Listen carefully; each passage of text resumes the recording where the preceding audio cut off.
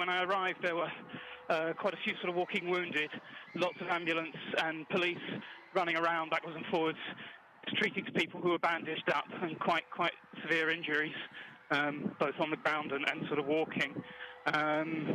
Very quickly, they've sort of pushed cordons back further and further, obviously trying to keep the area clear and safe, and so they can work safely in there. But I could probably give you an exact time if you gave me a minute. Hang on a second. We understand the blast itself took place at 10:35 p.m. So if you know what time. Okay, thank you. That's more than I know. I got there at 11:20. Okay. You said you saw a number of kind of walking wounded people with injuries. I obviously don't want to get into too much detail, but the nature of the injuries was there anything you could deduce from that? Whether they were people, there was a question of how much injuries were caused by the explosion or blast itself, how much may have been people being, pushed, or the crush of people trying to leave. The injuries I saw, I'm not an expert on that, and I couldn't say for certain, but it didn't look like the sort of injury you'd get just tripping over someone in a hurry. You're talking about people with bandages on their heads and their legs with blood. So yeah, I think it was more severe than that. Do you have any sense, Joel, of where this blast actually occurred in? Because we're told it seems from the video we're seeing it's unlikely that it was actually inside the arena itself, given that we've seen video from in the arena and there's no sign of it, that it may have been on the outskirts of the arena. And we're looking at one of the photos you took of a gentleman being helped, it looks like, or several people being helped. Do you have an idea of where this blast may have occurred? Well, those pictures were taken near the entrance of Victoria Station, which is a railway station adjacent to the arena, and they sort of link up internally.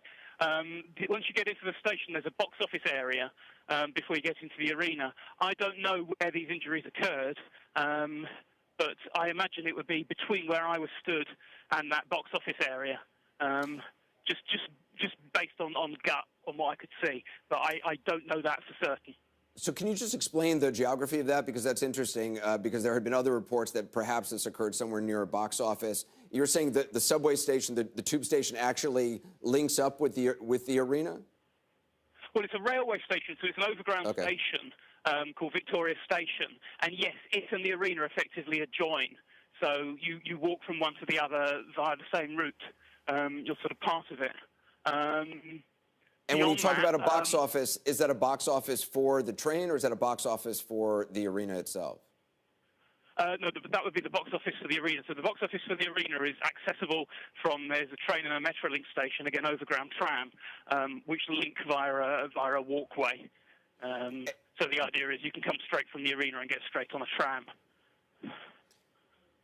And Joel, I'm just getting word that the arena itself just tweeted out that this incident took place outside the venue in a public space. That's a tweet from the Manchester Arena. So just, if I could just get specific on that box office that you talked about, you said someone getting off a train could walk heading toward the box office without... You'd walk sort of 2 minutes from the train or the tram, you'd go up a flight of stairs and across a very short walkway, and you'd be at the box office of the arena. So, and there's no security... One hub.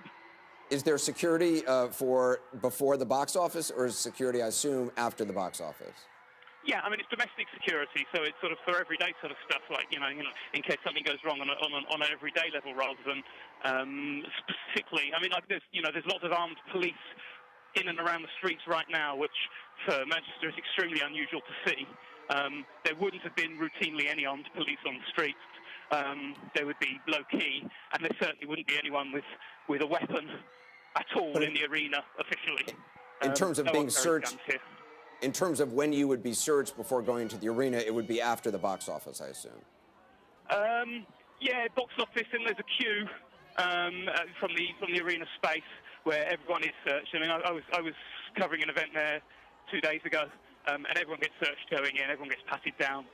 So you've got like a public space, which is, as I say, the bit which joins with the train station, and then you've got the arena space.